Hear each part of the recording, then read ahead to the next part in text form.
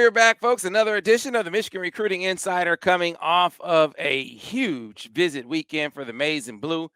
Guys on tap, prospects on tap for a huge game, a huge victory. Anytime you beat your rival, even when they're down, like Michigan State is right now, that is a pretty and a huge victory for the Maize and Blue. The atmosphere was outstanding. The atmosphere on this podcast is always outstanding because we have the best crew in the land, bar none.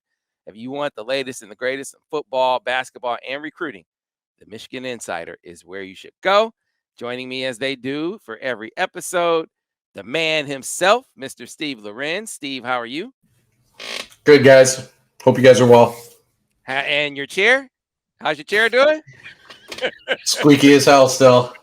You know what I'm going to say is I'm just not going to change. Maybe when they lose, I'll switch it. We'll play it like that. How about that? Right. It ain't going anywhere. Right. And what Mr. Brice Marich, couple weeks into marriage now. How you doing, Brice? Good. It's been a fun couple weeks, and I was telling Steve last podcast, I said, right after coming back from Hawaii, I thought I could just ease into recruiting and not much be happening. And lo and behold, I'm sandwiched in between the Penn State game and the Michigan State game, which has been just, a bit of news has happened. So. Yeah, no doubt. And you're on the field. Were you aware when you were on the field that something was going on in the tunnel, or did you find that out after the fact? So I saw the aftermath essentially because I kind of linger around. The recruits are kind of, leaving the field from the opposite side on Michigan sideline, and they cross, midfield and then go through the tunnel. So I kind of lingered around and, all the recruits pass. And then I was walking in and I saw one of the Michigan players kind of like stumbling. And I'm like, that's interesting. He looks kind of wobbly, and next thing I know, I saw all this shouting and someone saying, "Where's the cops?" And it was melee in the tunnel, and then you see the first thing, I'm sitting in there because, we're the photographers were right there where the visitors post-game press conferences. So Mel Tucker enters, and I just flip up my phone, and I'm like, I might want to stay for this. And lo and behold, first question is, "Whoa, what do you think about the fight?" And I'm like, "Fight?" I'm like, "Well, what fight?" I was like, "I didn't see any fight during that game." I'm like, "I don't know what fight you're talking about." And so, he got several questions about it. Obviously at the time, he didn't know about it. Or that's what he said. So Right. But yeah, it was pretty crazy. It was, and a very, very, very crazy sideline. I mean, it was packed, and we'll get into that shortly. Before we do, I want to remind you guys, if you like this podcast, be sure to rate it, be sure to review it, be sure to tell all your friends about it. That's if you're listening to us on Google, Stitcher, Spotify, iTunes, you name it. Tell them to subscribe to the podcast, and they'll get a notification every time a new episode goes up. A wide range of programming, from analysis, recaps, previews. You can't get enough of the podcast channel. Of course, we also have a lot of content on our video channel. Of course, this is where a lot of you are seeing this over on YouTube. Be sure to subscribe to the channel, like the videos. You'll get notifications there also. And of course, whenever you want to see what we're doing, you can always find it over on the MichiganInsider.com. That is the one-stop shop. That's where everything goes down. That's where you can find our podcasts, our videos, all of our written content, which is the majority of what we do. The VIP message board where the intel flows. If you're a Michigan fan, $1 gets you in your first month. You'll be hooked. And after you become a full-paying member, you also get access to Paramount Plus. It is great bang for that buck. But let's get right into it. So, Brice, as we lean into the weekend, I almost feel like we got to start off talking about these crystal ball calls you made coming out of the weekend, the bevy of crystal balls, it seems, from you. Yeah, so obviously I didn't go ahead and put in the Jaden Davis one. I know Steve did, Steve Wolfong, but I didn't put that one in. I still feel really good, actually better coming out of that visit. But it's just one of those things where I'm going to take the backseat in terms of this recruitment and kind of put in my crystal ball, and I feel a little more confident there. But I mean, overall, I feel pretty good coming out of this visit. But yeah, I put in a trio of crystal ball, starting with the biggest break pre-scoring, a guy Sam, you and me have seen from Rochester Adams, a top 100 tight end in the 2024 class here in state. He's a guy at 6'6", 215, physically impressive. He can go up and get the ball. Unique, style of play. And somewhere it's funny because you watch Rochester Adams and they play like a wing T kind of offense. You don't really get to see him utilized that much, but when he does get the ball thrown to him, you can see why he's so highly regarded.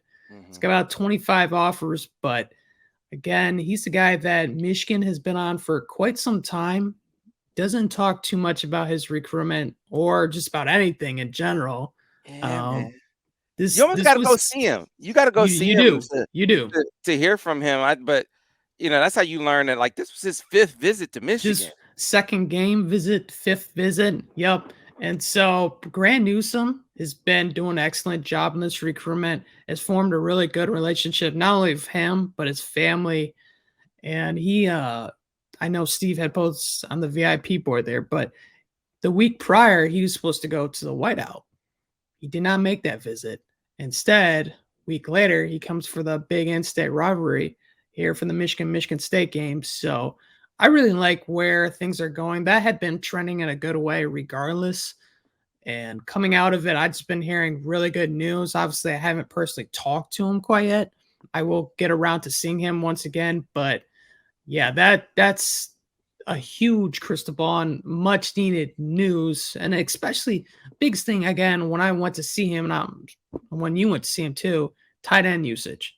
There was plays where they had 4 tight ends. And I mean, it's like, how can you not be enamored and, enticed with what Michigan does with the tight end? So I know that's a big selling point for him. The other 2, one was another in-state kid, a kid that, Sam, you kind of noted to me of, you might want to just kind of, reading the tea leaves here, check him out and see what you think of him. Is Jalen Todd from Southfield, Michigan. He's a 2024 defensive back, plays corner, 6 foot, 165, has pretty good length, very good coverage skills. And he's the guy that Michigan offered after seeing him at camp. Steve Klinkscale really was impressed with his play, especially seeing him up close and personal during the summer. He's been up to campus a couple times. And after this visit, I, caught up with him again, and he said, listen, I loved everything about Michigan, from the culture, the campus, how they treat the recruits, how they treat the family. Everything about Michigan checks every box I like. And Michigan right now is the top of my list, he said. So I submitted a crystal ball prediction for him as well. And the third one, and I kind of talked about for the preview visit, visitor, list for last podcast, was Luke Hamilton, a 2024 offensive tackle from Ohio. He's a 4-star, and he's got a bunch of the offers, a lot of highly touted, a lot of big time offers. He doesn't have Ohio State offer, which was why I was a little leery. I did a little more research, a little more digging into that. And even though he doesn't have that offer, and even though he could potentially get that offer down the road, I felt confident enough after learning some other stuff that Michigan has put in the work. They made him a huge priority in this recruiting, or for next cycle, to the point of where I think they're going to be tough to beat, even if he does get the Ohio State offer. So obviously, though, coming out of the visit, he told me Michigan was at the top of his leaderboard. So that made it a little more easier for me to put in that crystal ball. But those were 3, I put in, and obviously Alan put in 2, Steve put in the big one, and there's a lot of good news coming out of it. No commits, but again, a lot of crystal ball predictions. Yeah, you feel like they're on the verge. First with Priestcorn, he checks it. The game I went to, they actually threw to him a good deal. He went to a good game in that game, right? He caught a couple touchdown passes in that game. You got a chance to see a dude has some fight in him. Like, he had to match up with Amir Herring for an entire half. We kind of talked about it, and that's a tough battle. I mean, Amir is physical. He's a mauler. He outweighs him by like 50, 60 pounds, maybe more. And Amir definitely got the better of that matchup, but you saw Priestcorn keep fighting. You saw him. He had a couple batted balls in there. You learned a lot about his tenacity. He's gonna when he gets to the next level, you're gonna see him pack on a good 20, 25 pounds. But can run, is physical. You like his attitude, his mentality on the field. He can be an inline guy who can also flex. Really, really good fit, especially with Michigan's tight end usage. I told you, Jalen Todd. I said I think they leave for him. We need to go check him out. And lo and behold, that certainly seems to be the case right now. I'm interested to see what you guys think, and we'll come back to talking about Ohio recruiting because it really feels like that's more of an emphasis. But Steve, I want to use this as an opportunity to kind of segue into the biggest crystal ball of them all. Steve Wilfong typically, when he drops a crystal ball, it's about it. He reflects the leaderboard that he goes with the ebbs and flows of recruits, that's his method. Everyone has different ways of doing it. I typically drop a crystal ball when I think it's a guy, hey, the odds of him going to Michigan or Ohio State, whatever, if it's greater than 60%, 60% or greater, that's when I'm dropping a crystal ball. So it's less about, hey, this is the team that's leading right now, more about, I think he's going to go to that school. I think this one is a bit different, though, when it comes to Jaden Davis, because his crystal ball on Jaden Davis actually comes at a time where he's getting closer to a decision, and he's coming off of what, his fourth visit to Michigan. Steve, I think that the tea leaves on this one are a lot stronger with Jaden than your typical Steve Wilfong crystal ball, because it seems like it's coming close to a decision. I think it definitely was. I think there was almost our board had a conspiracy theory developing as to why Steve, likes to put in crystal balls based off the pulse of the recruitment, but hadn't put one in for Jaden Davis yet. I think it's because he did, there were still visits. He still he's had dialogue with other schools too. But I think this return visit maybe really put Michigan in a safer pull position. Right. What do we think? Like maybe Tennessee, maybe Clemson seems. Yeah, Clemson probably still around a little bit. I know they're after a couple other guys too. I think it's what we talked about before about Michigan's kind of been the constant up here at the top. It's really been, the question has been, who's the other school? It was Georgia for a while. I know North Carolina was kind of involved a little bit. Penn State, Clemson as well. Now Tennessee. It's like a different school sort of coming to the forefront to challenge Michigan. But here he is up on campus again, both night games this year. So he's seen a solid atmosphere, seen a couple dominant wins. So yeah, I would agree. I would say this is a different crystal ball than what we might normally see coming out of the weekend from knowing the way that Steve does his crystal balls. This one's more noteworthy than maybe some of the other ones. So the automatic question I'm sure I'm going to get, well, Sam, why didn't you put in a crystal ball? Understanding that this one is probably more aligned, this crystal ball from Steve is probably more aligned with where the kid is most likely going to go. Because as you'll see, or as you've seen on the MichiganInsider.com, I definitely think Michigan leads for Jaden Davis. I mean, firm leader for Jaden Davis. Why did I not go, across the crystal ball sort of ledge? Because, there's one element that I think a team might be able to kind of pry him open with, right? It's something that it's easier to address it on the field, but it can be addressed in some conversations, right? Either way, I think it's going to have to be addressed, and that's the passing game. He came and saw a raucous atmosphere against Michigan State, but he saw a win, an imposing win. He did not see much receiver involvement. He did not see much downfield passing game, and it's not like the receivers have been. It's not like they've been targeted 12 of or less than 50% of the time in every game, but it hasn't been the sort of aerial presence that we've seen, at least even at times last year with Michigan offensively, but let alone some of the other games that he's seen. I mean, he was down in Bama, Tennessee. He saw it being flying all over the yard. So my gut tells me that they have questions about that. Like, what is Michigan's passing offense? How how much of a focus will there be on the downfield passing game? I mean, will the emphasis be not just run heavy, but super run heavy? Will the focus of the passing game be mostly tight ends and running backs? I think these are the kinds of questions that apply to Jaden Davis. That if it's not like the season's over. There's you're 8 games in, so you understand why the questions are there, but you can still provide some answers over the last month or two of this season, where conceivably you're going to need to, air it out a little more to beat it in Ohio State down in Columbus, or to win a playoff game or two, right? So to lock him up, I think that is something that has to be addressed. And I think it's something, fellas, quite frankly, that is a recruiting question, not only for other prospects in the class, so other receivers, other in 23 and 24. We see Ryan Wingo. He's coming off of this visit.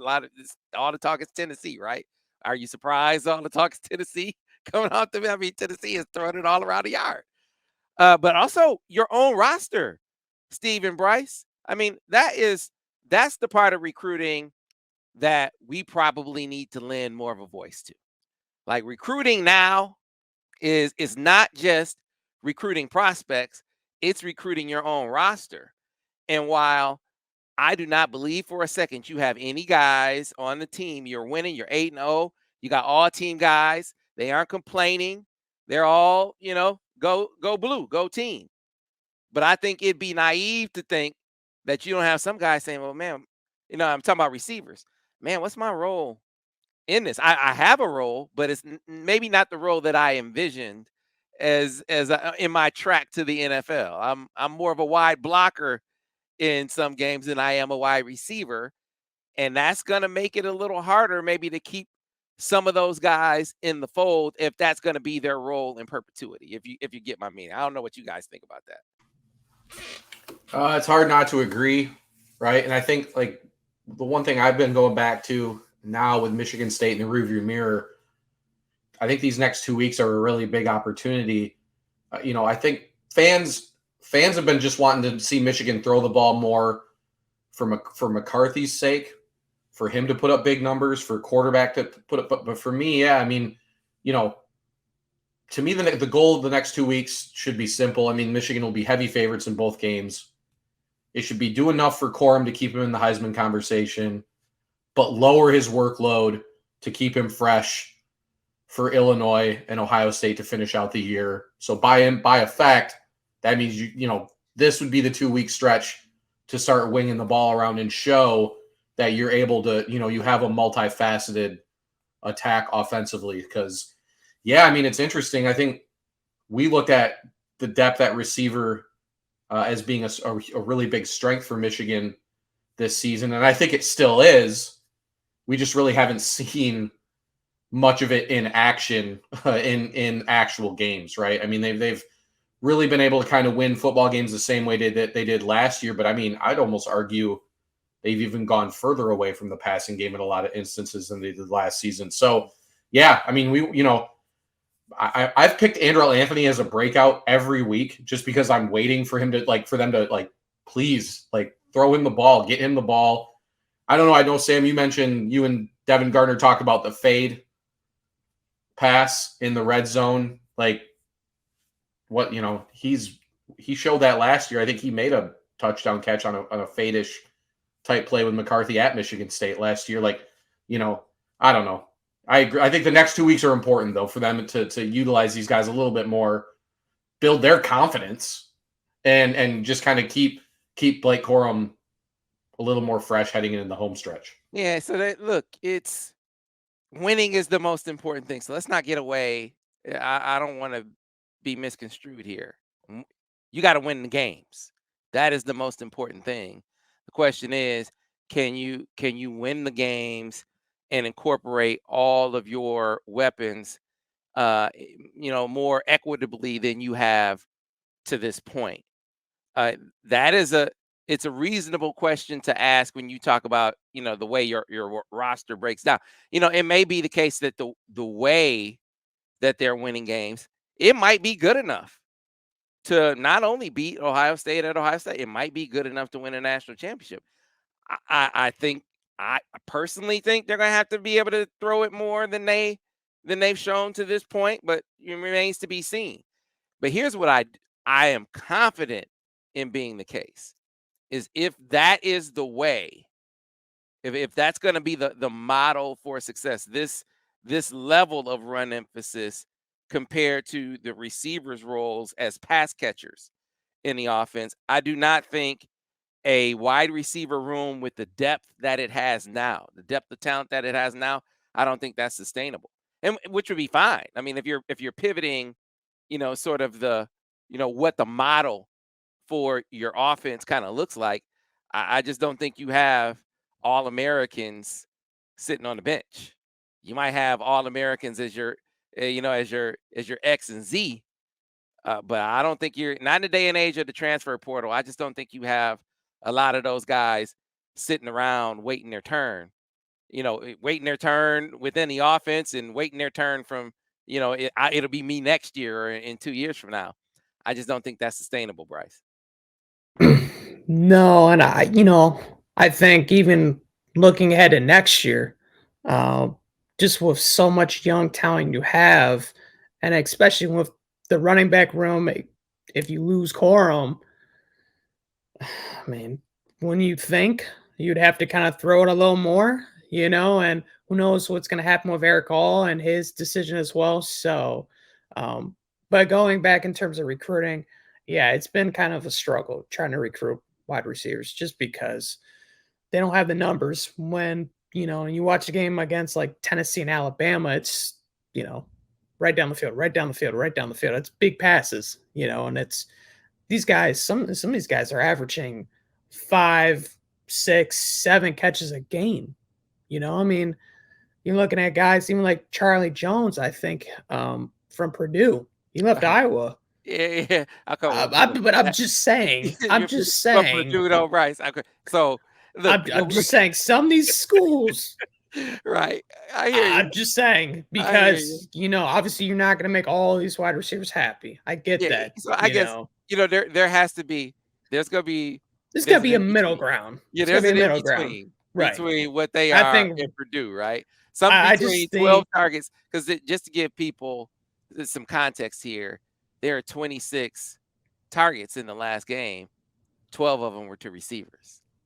The other 14 were to the backs and tight ends. And there, some, to your point, some of these programs, one receiver gets 12 targets, let alone the whole group get 12 targets, right? Yeah. So, it's just, an in between is I think going to be part of the challenge for them, and not compromise their ability to win. At the end of the day, if you think that's going to compromise your ability to win, you got to do what you got to do to win games.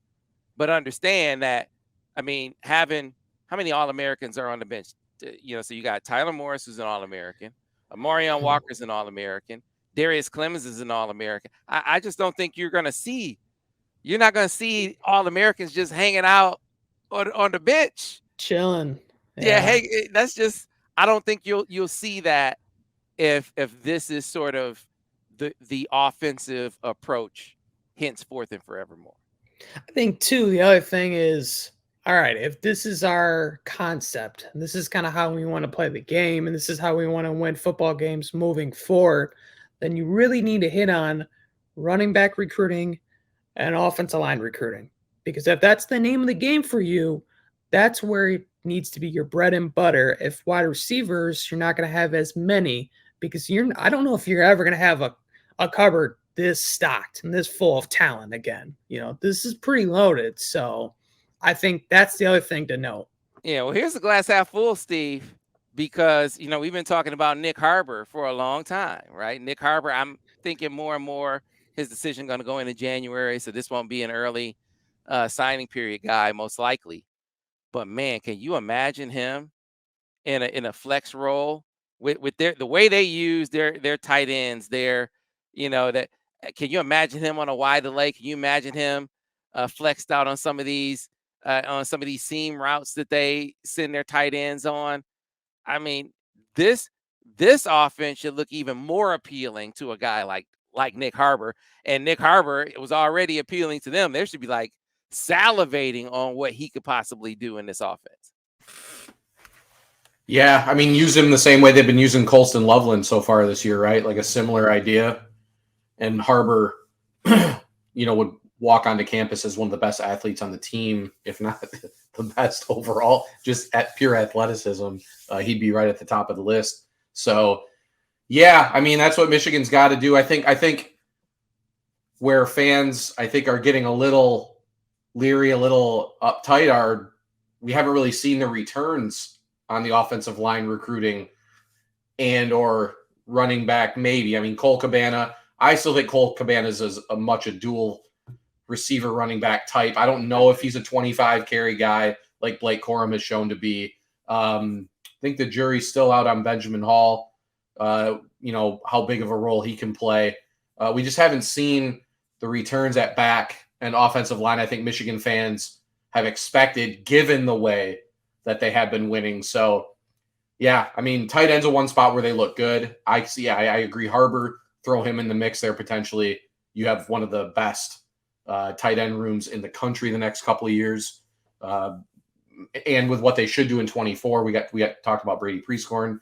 So, yeah, interesting times. It's like I think it's still a ways till signing day, but it's not. I guess there's that period of time where there's still a lot that can happen, but it is getting a little late, and we're now coming out of another official visit weekend where it's unclear if they're going to get any of the guys that they hosted officially in 23.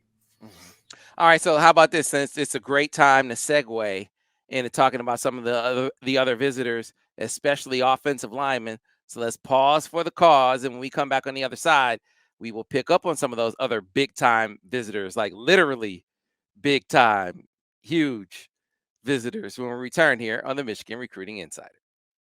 All right, fellas, and so recruiting and offensive line focus, this was a significant one considering 3 top 247 talents on campus: Caleb Lomu, Spencer Fano, DJ Chester, all out of region guys, all guys that, if you're fair to say, Michigan trailing and probably trailing significantly on, but you brought them in for a big time visit weekend.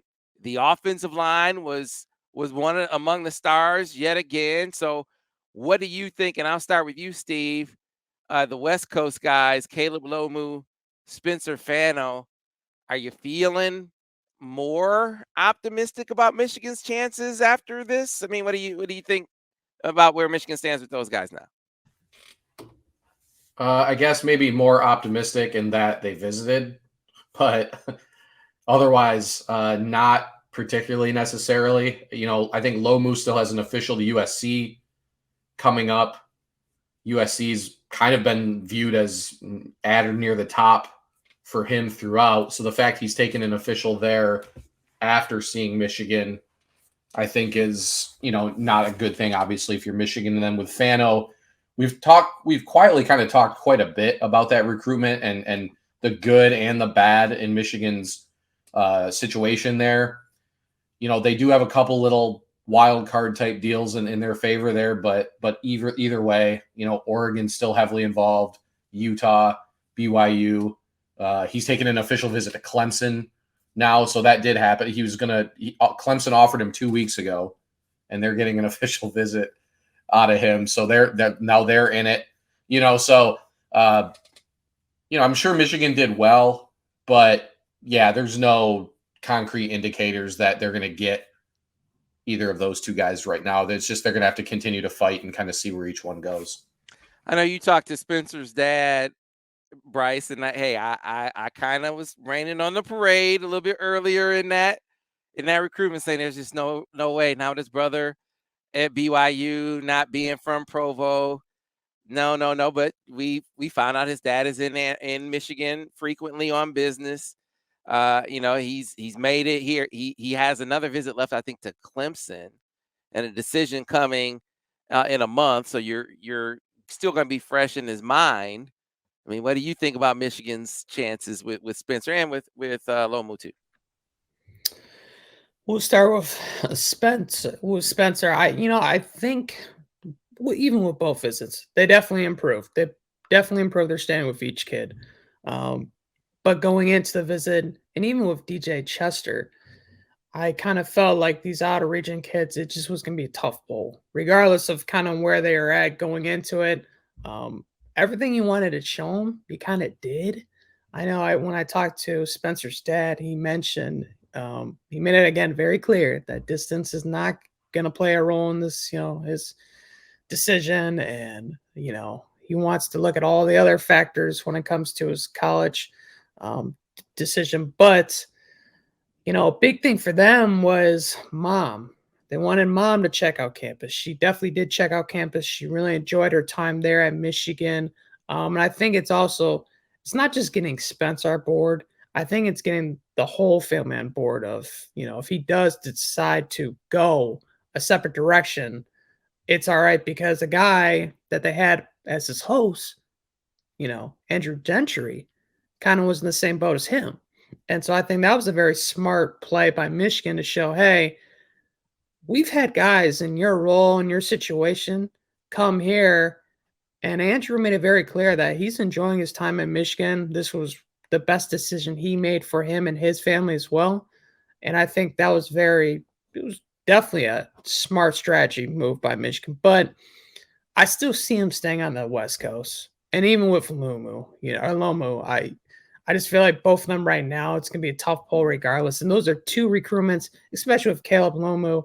They got in a little later, when you look at, DJ Chester, they got in that recruitment a little later. And so one of the biggest fears, Sam, you pointed out right when he got the co-OC job, Sherman Moore, was what's all now on his plate and everything he's got to handle. And that's not to say he's not recruiting offensive line at a high level, but it is taking, I think, more of a toll on his end to, reach out these kids, stay in contact, and really attack certain guys. And I think it's also a little bad luck that some of these top guys are out of region. Whereas you look at the Midwest, there's not tons of top, 247 prospects along the offensive line. So there's other options they do have. I'm not saying they're out for the two of them.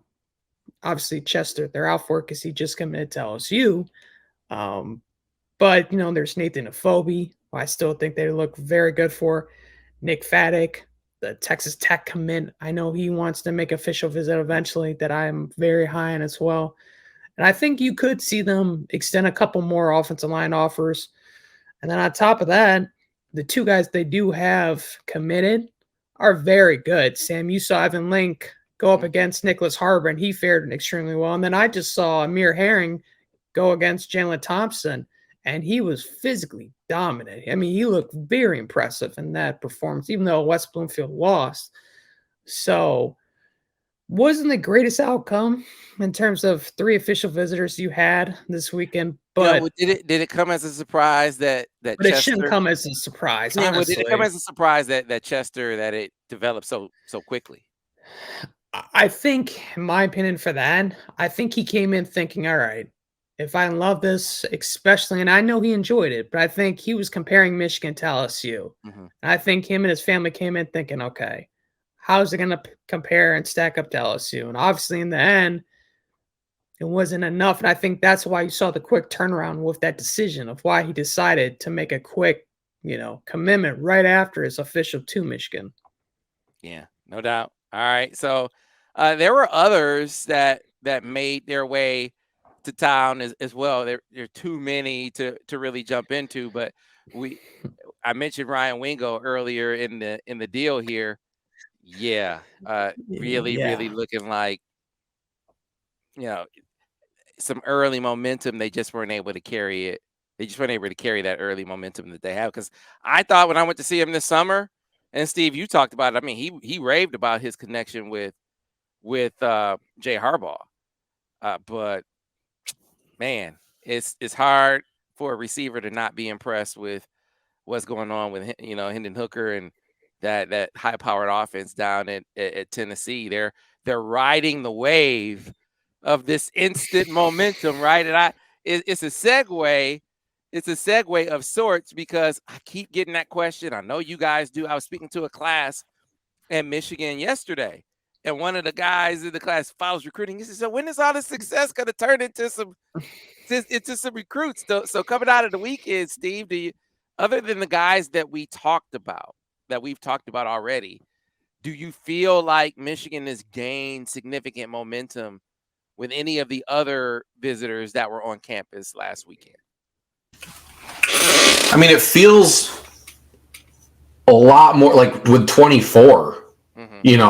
I feel like is 23 going to be a bit of an anomaly class? I mean, I think we have to open ourselves up to the possibility, that it's, or at least that it's a greater possibility as of now. I mean, there are still some top guys at certain positions that they're still, in contention for, but, not as much. We're, they go to the playoffs last year. They're undefeated top 5 team this year. We're really not seeing nearly the returns that you would normally see for maybe literally any other team in the country that has done that in the same time period that we're seeing for Michigan. It's really more with the 24s, guys like Amarian Stewart. I know, Sam, you know him really, really well, like his game. He's a guy. We mentioned Luke Hamilton up front, offensive lineman out of Ohio. The crystal balls are kind of going in there. Just Jordan Marshall, a running back out of Cincinnati Moeller, was on campus as a kid that, I think Michigan is probably made a decent move for. He's one of only a few of the backs that they're recruiting in the cycle. But it feels like Michigan's got more than a puncher's chance in that one. So, there are guys and guys who were up over the weekend, but it's definitely more 2024, 2025 heavy. I mean, Allen's 2 crystal balls coming out the weekend were 2025 recruits, nothing from 23 and 24, which still good, but, not what fans are wondering about and hoping for coming off, like I said, a playoff appearance and so far a dominating 8-0 start to this season. So it's never easy. It feels like there's always something, right? We've talked about that before. It can never be as easy as it seems to be for other top programs around the country.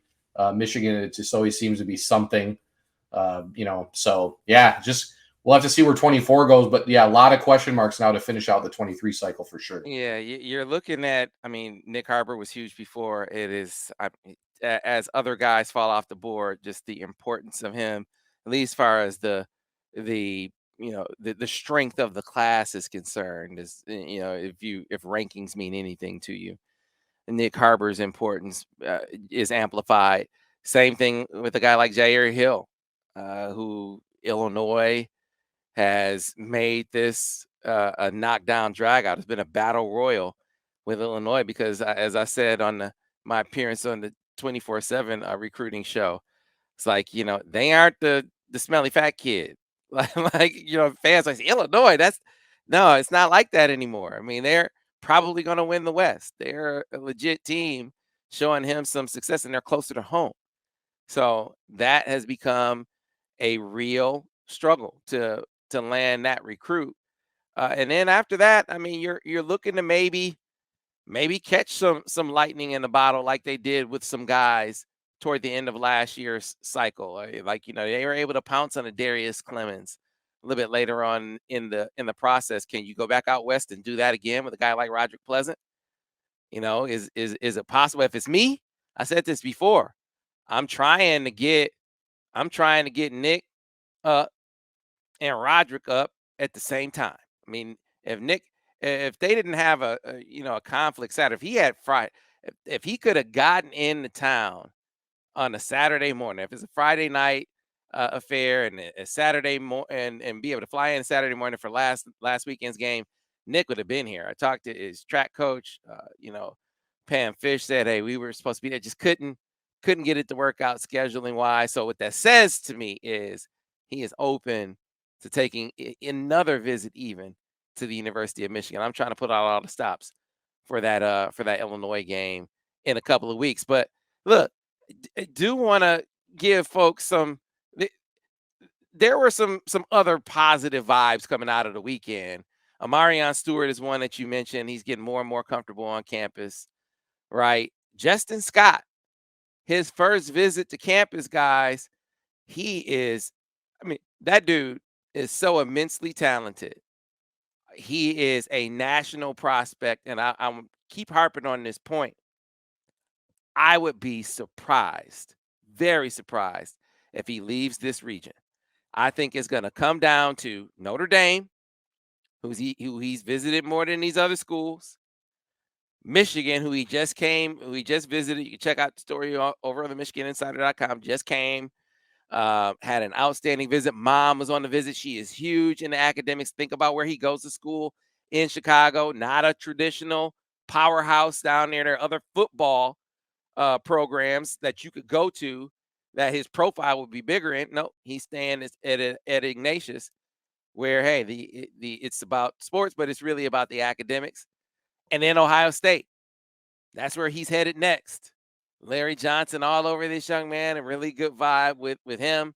And so that's who you're battling. And this is one where Mike Elston, going back to his time at Notre Dame, where he met Justin come on a visit to Notre Dame, and they sort of started building a rapport. He was able to carry that over to Michigan, and this is the first time they were able to get face-to-face again, but that's a real connection. And Mike Elston has been doing a bang-up job coaching. I think he has been one of the better assistant coaching hires in terms of impact coaching that I've seen Michigan have in recent years. And then he's getting it done on the recruiting trail. You can't say anything about defensive line recruiting, Brice. Anything bad, anyway. No. If you were to say the biggest positive looking at this 2023 class, it's got to be up front along the defensive line. That's all thanks to him, and also Dylan Roney as well, who helps with edge recruiting. Those two, I would say, have been rock stars. But Justin Scott, getting him up to campus. He's been a 5-star out of the Chicago area there. Huge. I think he's like 6'3", 310. And I know he can move. And the biggest thing is you don't see those type of kids growing trees in the Midwest. Right. And so that's why if you can keep him home, that's a huge win. I know obviously in the middle there, and he's for next cycle, but Michigan just lost one of their top targets to Ohio State. Caden McDonald just committed to the Buckeyes. But the Wolverines did have some positive news in the 2023 class. 2 guys commit elsewhere take visits this weekend, starting with Trey Pierce, the guy they offered October 22nd. Mike Elston he's committed to Wisconsin. He's from Oakland, Illinois, a guy that's been committed to Wisconsin for quite some time. But again, we talked about Michigan kind of looking guys committed elsewhere and potentially trying to get the spatula out and flip them. He's one of the candidates to do so. And so he recently got that offer, right away made a trip up there. I know he's kind of in the wait and see mode to see who gets that job at Wisconsin right now. Jim Leonard is the interim coach, but we're going to see who actually, if he gets that tag off him or not. But he enjoyed his trip so much so that he told me he's planning on taking an official visit and coming back to Michigan later on before he makes a decision and ultimately signs at a school. And then the guy that really I think is very intriguing that came up was Darius Taylor. Yeah, he's a local in-state guy. Yeah. He's committed to Minnesota. He's kind of a bigger bowling style type of back, but in terms of production, Sam, let me read off what he's got right now. He's got 2,200 rushing yards this season, 32 touchdowns, and 250 receiving yards. So he's getting it done, and if you watch him play, you're like, oh my God, this is like he's just built for Michigan. This is exactly the type of running back you love to see. And so Mike Hart, as much as the outside noise and people on the outside give him crap for his recruiting efforts and prowess, he's quietly been putting in work behind the scenes with several of these guys. And Darius Taylor out of Walled Lake, Michigan here, Walled Lake Western here, high school in Michigan, he's been doing a pretty good job with, along with Jordan Marshall that Steve kind of noted on as well, who came up this week. And so they definitely have made progress with several of these guys coming out this weekend. It's a matter of putting the bow on all of them and sealing the deal and getting these commitments and ultimately the signatures. But yeah, we're going to see more and more guys coming up. You brought up Jair Hill. He's going to be coming up for the Illinois game. And I'm not saying whoever wins that game is going to get him, but it's kind of at the point where it's kind of important the result of that game. I know he's going to be at Illinois this weekend, and then he's going to be at the Michigan game when they play Illinois. So that's very important for Michigan to make another strong impression not only on him, but his whole camp as well. Yeah, no doubt. That is a huge recruitment. And then another point that you just made, I do think that you'll see Michigan going back to the drawing board, so to speak, and looking at their early recruiting list. There's some guys that committed elsewhere. What do they think? I mentioned that about Jaylen Brown earlier in the process. If it's me, I'm looking at some of the corners that maybe came off the board and saying, hey, Daniel Harris, yeah, I know it's UGA, but UGA has added 3 more corners. You still like it down there? I mean, you want to come up for a visit, kind of thing. If it's me, that's what I'm doing. I'd be surprised if Michigan isn't thinking the same way. So, we'll see, guys. That Illinois game going to be a significant one here in a couple of weeks. We'll start previewing that. Of course, this is going to be a big trip because big visit weekend as far as our crew being out on the road 24/7, going to be all over. We got a couple of games on the East Coast we're going to hit, a couple of games here in the Midwest we're going to hit. I know Alan True's going to be out and about. So a lot of guys to see. You want to keep it locked. Updates galore when it comes to Justin Scott, the Providence Day trio as well. We had Gene Hankerson, Mean Gene, was over at seeing Philly Roman Catholic last week against St. Joe's. So we got some feedback from that.